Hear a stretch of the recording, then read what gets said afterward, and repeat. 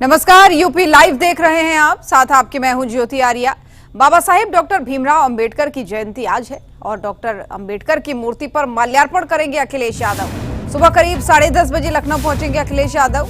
तो ये बड़ी जानकारी आपको दे रहे हैं। आज पूरे देश भर में अंबेडकर जयंती मनाई जा रही है। बाबा साहेब डॉक्टर भीमराव अंबेडकर की मूर्ति पर लखनऊ में माल्यार्पण करेंगे अखिलेश यादव। सुबह करीब 10:30 बजे वो लखनऊ पहुंचेंगे। यानी समाजवादी पार्टी के प्रमुख हैं अखिलेश यादव और बाबा साहेब डॉक्टर भीमराव अंबेडकर की जयंती पर उनको पुष्प अर्पित करेंगे, श्रद्धांजलि देंगे। तो बाबा साहेब डॉक्टर भीमराव अंबेडकर की जयंती आज है। पूरे देश भर में अलग अलग जगहों पर कार्यक्रम होने हैं और ऐसे में उत्तर प्रदेश के लखनऊ में समाजवादी पार्टी के प्रमुख अखिलेश यादव भी बाबा साहेब को याद करते हुए उन्हें विनम्र श्रद्धांजलि देंगे।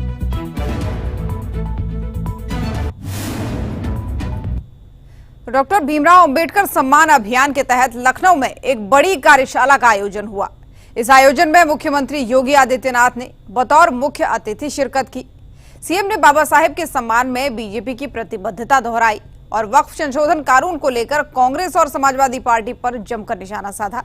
ये रिपोर्ट देखिए।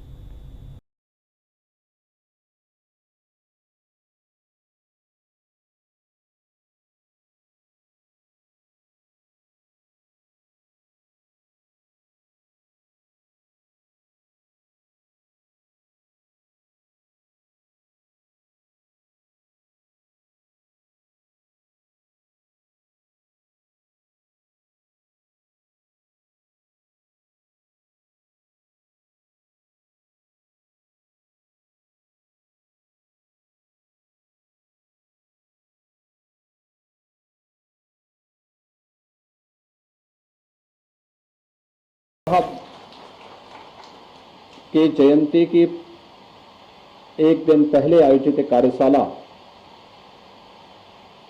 अगले 12 दिन की 10-11 दिन की कार्य योजना को लेकर के भारतीय जनता पार्टी पूरे देश के अंदर एक विस्तृत कार्य योजना को लेकर के चल रही है। कार्यक्रम का उद्देश्य बहुत स्पष्ट है। पिछले 10 वर्ष में प्रधानमंत्री मोदी जी के नेतृत्व में भारतीय जनता पार्टी की केंद्र सरकार ने और विभिन्न राज्यों की भारतीय जनता पार्टी की सरकारों ने दलितों के लिए, वंचितों के लिए, पिछड़ों के लिए, महिलाओं के लिए कौन से कार्य किए हैं और उनकी उपलब्धि और रिजल्ट क्या है और कौन से ऐसे कारक थे जो बाबा साहब भीमराव अंबेडकर के उस सपने को साकार करने में बाधक थे। क्योंकि जब हम सही तथ्य जनता जनार्दन के सामने रखेंगे ही नहीं तो स्वाभाविक रूप से जो लोग अब तक गुमराह करके अपनी राजनीतिक उल्लू सीधा करते रहे हैं वे लोग इसी प्रकार से गुमराह करके देश के अंदर अव्यवस्था पैदा करके उन दलितों का, वंचितों का शोषण करते रहेंगे। राज्य है और यह देश वही देश है जिस देश में वक्फ के नाम पर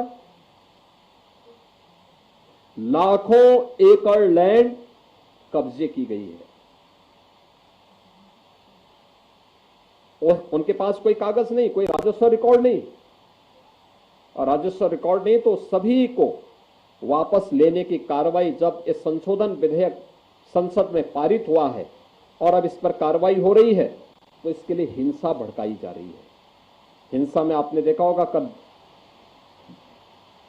पश्चिमी बंगाल में मुर्शिदाबाद 3 हिंदुओं की निर्मम हत्या हुई, उनके घरों से खींच करके उनकी हत्या हुई। और ये सब कौन है? ये सभी वही दलित हैं, वही वंचित हैं, वही गरीब हिंदू हैं जिसको इस जमीन का सर्वाधिक लाभ मिलने वाला है। सर्वाधिक लाभ मिलने वाला है। ये लैंड राजस्व के रिकॉर्ड में फिर से आएगी तो एक गरीबी हाई राइज बिल्डिंग का, मल्टी स्टोरी बिल्डिंग का लाभ उठा पाएगा, उसको भी वहां अच्छे फ्लैट सरकार बना करके उपलब्ध करवाएगी। इस दौरान सीएम योगी ने कांग्रेस और समाजवादी पार्टी पर तीखा हमला बोलते हुए कहा कि ये पार्टियां हमेशा गरीबों और दलितों को सिर्फ वोट समझती हैं। वक्फ कानून का जिक्र करते हुए सीएम योगी ने आरोप लगाया कि वक्फ के नाम पर लाखों एकड़ जमीनों पर अवैध कब्जे हुए हैं। को, गरीबों को अगर ये हाई राइज बिल्डिंग मिल जाएगी तो इनका तो वोट बैंक समाप्त हो जाएगा। ये गुमराह करने की इनकी राजनीति हमेशा के लिए समाप्त हो जाएगी। इसलिए लोग हिंसा भड़का रहे हैं, हिंसा का रास्ता अपना रहे हैं। आप देख रहे होंगे सिटीजनशिप अमेंडमेंट एक्ट पारित होने में जिसका लाभ सर्वाधिक पाकिस्तान, बांग्लादेश या अफगानिस्तान में जो वंचित हिंदू था, दलित हिंदू था, उनको भारत की नागरिकता देने का काम, जो किन्हीं कभी भी भारत में आए थे, 5 वर्ष पहले आए थे, उनको जब नागरिकता देने के कार्यक्रम को प्रधानमंत्री मोदी जी ने आगे बढ़ाया, इन्होंने पूरे देश के अंदर आंदोलन शुरू कर दिया, अभियान चालू कर दिया, बड़े बड़े आंदोलन किए, तोड़फोड़ की, आगजनी की। लेकिन सरकार ने भी दृढ़ता के साथ उसका सामना किया और सामना करते हुए आज इस नागरिकता देने का कार्यक्रम प्रारंभ किया है। कहां जाएगा? पाकिस्तान में, बांग्लादेश में पीड़ित हिंदू कहां जाएगा? और हिंदुस्तान की तरफ ही आएगा। दुनिया के अंदर कहीं भी कोई पीड़ित हिंदू होगा, वह आकर के अंततः हिंदुस्तान में ही आएगा। कांग्रेस और समाजवादी पार्टी या टीएमसी जैसे दल हमेशा इसमें बाधक रहे हैं और उन लोगों ने उन्हें दोयम दर्जे का नागरिक बनाने का काम किया, शरणार्थी के रूप में रखा। लेकिन भारतीय जनता पार्टी ने उन्हें अपनाया। ऐसे ही वक्फ संशोधन अधिनियम में भी लोगों ने वही हिंसा कर रहे हैं, धमकी दी जा रही है, फिर अव्यवस्था पैदा करने का प्रयास हो रहा है, क्योंकि इन्हें भय है कि और लैंड अगर राजस्व के खाते में वापस आएगी तो गरीबों को मिलेगी, हॉस्पिटल बनेंगे, मेडिकल कॉलेज बनेंगे, शिक्षा के अच्छे केंद्र बनेंगे, अटल आवासीय विद्यालय जैसे विद्यालय बनेंगे तो श्रमिकों की और वंचितों के बच्चों को वहां पढ़ने की आवाज से शुद्ध अच्छी व्यवस्था मिलेगी। इसलिए ये लोग उस कार्यक्रम को आगे नहीं बढ़ाने देना। बाबा साहेब अम्बेडकर का सम्मान हर भारतीय के दिल में है। योगी सरकार का ये कदम एक बदलाव का कदम है। ब्यूरो रिपोर्ट, सूर्य समाचार।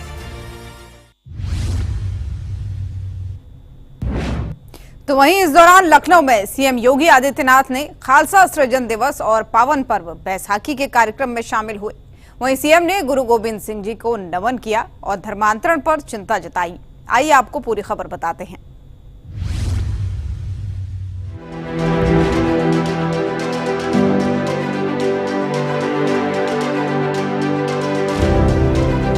लखनऊ का नाका हिंडोला गुरुद्वारा भक्ति और उत्साह से गूंज उठा। खालसा सृजन दिवस और बैसाखी के मौके पर यहाँ एक बड़ा आयोजन हुआ। मुख्यमंत्री योगी आदित्यनाथ ने बतौर मुख्य अतिथि यहाँ शिरकत की। उन्हीं के साथ deputy CM Brajesh Pathak, BJP के कई बड़े नेता और सिख समुदाय के लोग भी मौजूद थे। गुरुद्वारे को फूलों और रंग बिरंगी लाइटों से सजाया गया था। सीएम ने गुरु ग्रंथ साहिब को माथा टेका और सभी को बैसाखी की बधाई दी।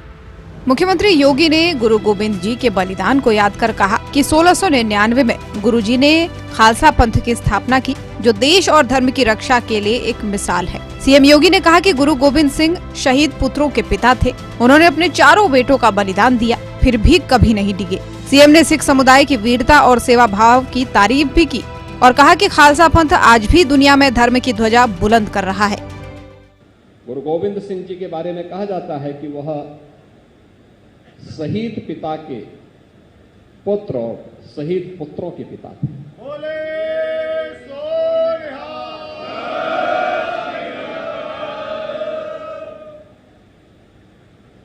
और उस समय उन्होंने देश भर से सिखों को बुलाया। कहते 1 लाख से अधिक सिख एकत्र हुए थे और अपने उन शिष्यों के सामने उन्होंने कहा था कि देश और धर्म के लिए अब मुझे कुछ ऐसे लोग चाहिए जो अपना बलिदान देने को भी तैयार रहे। कौन हो सकते हैं? और पहला एक बलिदान मांगा। फिर दूसरा मांगा और देखते देखते पंच प्यारे उस पूरी सभा से निकले। लाहौर के दयाराम, दिल्ली के धर्मदास, द्वारका गुजरात के मोहकम चंद, जगन्नाथपुरी के हिम्मत राय, वीदर के साहिब चंद। एक तरफ क्रूर औरंगजेब का शासन, अत्याचार की प्रकाष्ठा, जजिया कर के माध्यम से हिंदुओं को पूरी तरह इस्लाम में बदलने कि उसकी क्रूर चाल, मंदिरों को तोड़ा जा रहा था, बहन और बेटियों की इज्जत पे हाथ डाला जा रहा था, सरेआम जिस प्रकार के दृश्य उपस्थित थे। और उस समय अपने 1 लाख शिष्यों के साथ मिलकर के देश और धर्म की इन ज्वलंत समस्याओं पर एक प्रभावी संघनाद करने का कार्य 10वें गुरु गोविंद सिंह जी महाराज के द्वारा किया जा रहा था। और उन्होंने जब इस कार्यक्रम को आगे बढ़ाया, उन्होंने इसका नाम ही खालसा रखा। खालसा का मतलब परमात्मा से। इस दौरान मुख्यमंत्री योगी ने धर्मांतरण को लेकर एक बड़ी समस्या इसे बताया। उन्होंने कहा कि ये एक गंभीर चिंता का विषय है और हम सबको इस पर मिलकर विचार करना चाहिए। योगी ने सिख गुरुओं के दिखाए गए रास्ते पर चलने की अपील की और कहा कि हमें अपनी संस्कृति और धर्म को बचाने के लिए एकजुट होना होगा। गुरु गोविंद सिंह जी महाराज ने तो विचित्र नाटक में अपने सब कुछ, अपने बारे में, पूर्व जन्मों के बारे में सारा विस्तृत उद्धृत करके उन्होंने रख दिया। एक नई प्रेरणा है हम सब के लिए, एक नया प्रकाश है। और उस प्रेरणा और प्रकाश से जब भी हम प्रेरित होते रहेंगे, कोई बाधा हमारे मार्ग में कभी नहीं आ सकती। याद रखना, कभी नहीं आ सकती। हम आगे बढ़ेंगे, निश्चित ही आगे बढ़ेंगे। और इसलिए हमारा प्रयास होना चाहिए कि 325 वर्ष की शानदार यात्रा को, जिसने विपरीत परिस्थितियों में विधर्मियों का मुकाबला करते हुए न केवल अपने अस्तित्व को बनाए रखा, बल्कि देश और धर्म की रक्षा करने के लिए उन पूज्य गुरु परंपरा के आदर्शों का अनुसरण करते हुए उनके विजन को जमीनी धरातल पर उतारने का काम किया। आज भी एक शानदार यात्रा के साथ आगे बढ़ रहे हैं। मैं पिछले दिनों सुन रहा था कि तराई के क्षेत्र में भी और पंजाब में भी धर्मांतरण की घटनाएं बढ़ी। क्या ये हमारे लिए चिंता का विषय नहीं है? गुरु गोविंद सिंह जी महाराज ने तो पंच प्यारों में किनको बनाया था? कोई भेद नहीं। आज भी जब हम लोग कहीं जाते हैं, कोई व्यक्ति कितना भी बड़ा शहर हो, कितने भी लोग आ जाएं, भले ही अन्य जगह कोई उसको लंगर मिले न मिले, लेकिन गुरुद्वारे में उसको लंगर छकने के लिए जरूर मिल जाएगा।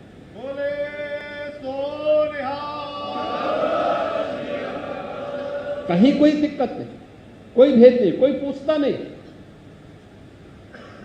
वह सिख है, नॉन सिख है, किस जाति का है, किस मजहब का है, किस धर्म का है, कहां से आया है, कुछ नहीं। जो आया है हर एक को दे करके इसको हमने मान लिया कि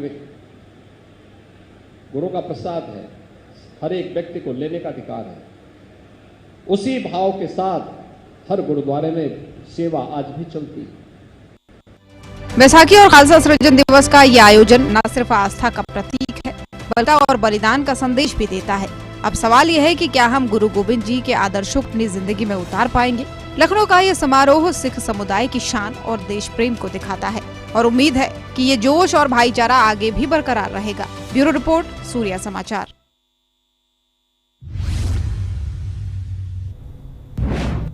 और रामनगरी अयोध्या में रन फॉर राम मैराथन का भव्य आयोजन हुआ। रामपथ पर हजारों लोग प्रभु श्री राम के नाम पर दौड़े और इस खास मौके पर खेल मंत्री गिरीश चंद्र यादव ने हरी झंडी दिखाकर दौड़ की शुरुआत की। इस रिपोर्ट में देखिए।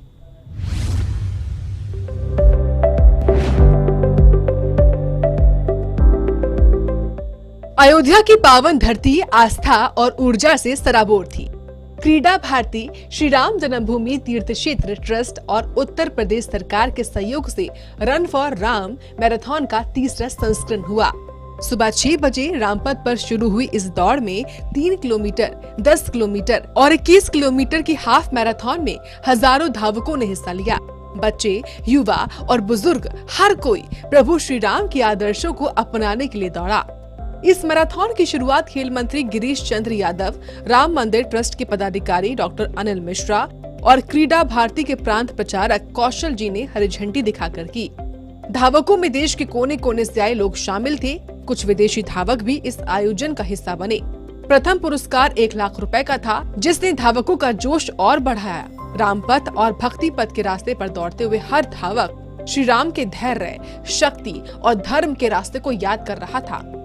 अयोध्या के रामपथ पर राम जन्मभूमि के सामने देश के विभिन्न कोनों से आए हुए धावकों को अपनी प्रतिभा का प्रदर्शन करने का मौका मिलता है और लोग सुबह सुबह भगवान राम का नाम लेकर रामपथ पर दौड़ लगाते हैं। एक 21 किलोमीटर की दौड़ होती है, एक 10 किलोमीटर की दौड़ होती है, एक 3 किलोमीटर की दौड़ होती है, जिसमें पूरे देश से लोग आते हैं और यह रथ और राम धीरे धीरे बहुत लोकप्रिय हो रही है।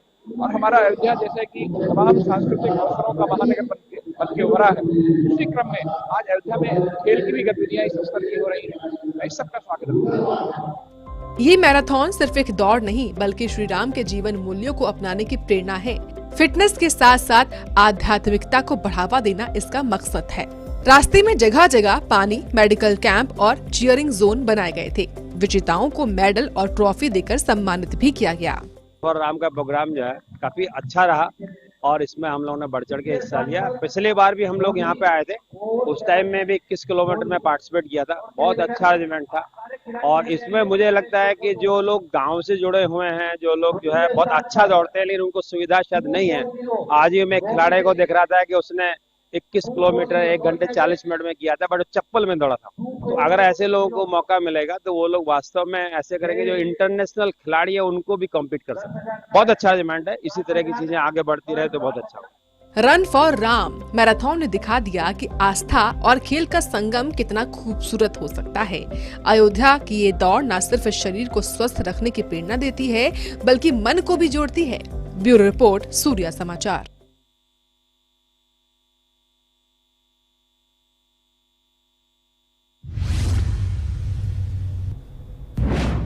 पश्चिम बंगाल के मुर्शिदाबाद में हुई हिंसा को लेकर सियासी पारा हाई है। वक्फ संशोधन कानून लागू होने के बाद यहां हिंसा थमने का नाम नहीं ले रही। वहीं प्रदर्शनकारियों ने गाड़ियां जलाई, पथराव किया और अब तक 3 लोगों की जान भी जा चुकी है। यूपी के मुख्यमंत्री योगी आदित्यनाथ ने विपक्ष पर जमकर हमला बोला है।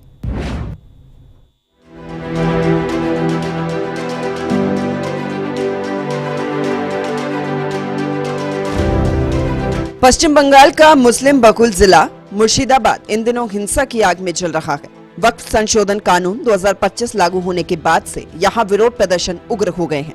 8 अप्रैल को जंगीपुर में शुरू हुआ बवाल अब सूती, शमशेरगंज और रघुनाथगंज तक फैल गया। प्रदर्शनकारियों ने पुलिस पर पथराव किया, गाड़ियां जला दी और सड़कें जाम कर दी।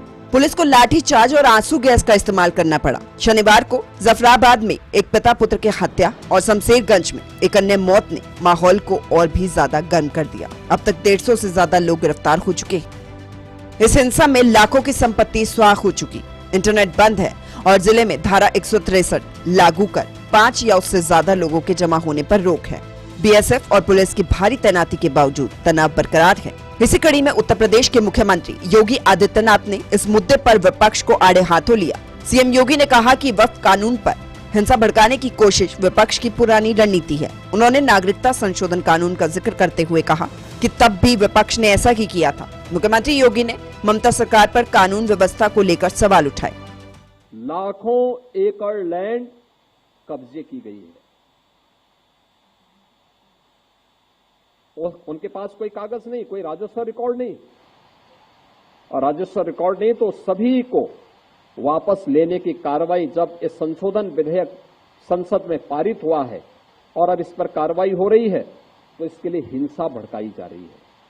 हिंसा में आपने देखा होगा कब पश्चिमी बंगाल में मुर्शिदाबाद 3 हिंदुओं की निर्मम हत्या हुई, उनके घरों से खींच करके उनकी हत्या हुई। और ये सब कौन है? ये सभी वही दलित हैं, वही वंचित हैं, वही गरीब हिंदू हैं। जिसको इस जमीन का सर्वाधिक लाभ मिलने वाला है। वहीं मामले में यूपी के कैबिनेट मंत्री असीम अरुण ने भी कहा कि विरोध करना सबका हक है, लेकिन हिंसा किसी भी तरह जायज नहीं। जो उनको विरोध करना था वो कर चुके विरोध लोकसभा में, राज्यसभा में। अब ये कानून बन गया। अब केवल उनका नुकसान हो रहा है जो ऐसे मुतवल्ली अपने जेब में 2 लाख रुपए डालते हैं और खाते में 2 रुपए डालते हैं। ऐसे भूमाफिया जो वक्फ के नाम पे संपत्तियों पे कब्जा किए बैठे थे, उनको परेशानी हो रही है। बाकी जन सामान्य, चाहे मुस्लिम हो चाहे हिंदू हो, इस नए कानून से खुश है। इस बहुत पुराने कानून को एक आधुनिक रूप दिया गया है, जिसमें कि आप देख रहे हैं जीपीएस, ड्रोन आदि से अब मेजरमेंट होगा, मापन होगा। डीएम का, तहसील का रोल बढ़ाया गया क्योंकि वो जमीन के कामों को बेहतर समझते हैं। अपील का प्रावधान किया गया। इन बातों से किसको विरोध हो सकता है? भूमाफिया, उन्हीं को विरोध हो सकता है। और ये चंद लोग हैं और देखेंगे आप, ये 4 दिन के अंदर शांत हो जाएंगे। वहीं बीजेपी नेता ब्रजभूषण शरण सिंह ने मुर्शिदाबाद की हिंसा को वोट बैंक की राजनीति से जोड़ा। उन्होंने कहा कि कुछ लोग सिर्फ अपने वोट बैंक को खुश करने के लिए हिंसा भड़का रहे हैं। देखिए, बंगाल में जो कुछ भी हो रहा है,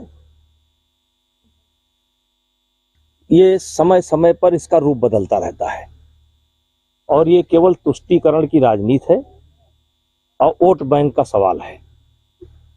और आज केंद्रीय कानून को चुनौती देने का काम हो रहा है, तो ये सिर्फ वोट बैंक की राजनीति है। और बंगाल में ये तुष्टीकरण की राजनीति ये आज से नहीं, आदि से है और उसी के बल पर एक तरीके से चाहे बसु का शासन रहा हो, चाहे इनका शासन रहा हो, ये मात्र तुष्टीकरण की राजनीति पर है। और एक तरीके से जैसे अलगाववाद के राह पर चलने की कोशिश हो रही है और ये उचित नहीं है, क्योंकि इसका असर पूरे देश में पड़ेगा। मुर्शिदाबाद की हिंसा न सिर्फ कानून व्यवस्था का सवाल है, बल्कि ये समाज में भरोसा। तो यूपी लाइव में फिलहाल के लिए मेरे साथ बस इतना ही। देश और दुनिया की बाकी खबरों के लिए आप देखते रहिए सूर्य समाचार। नमस्कार।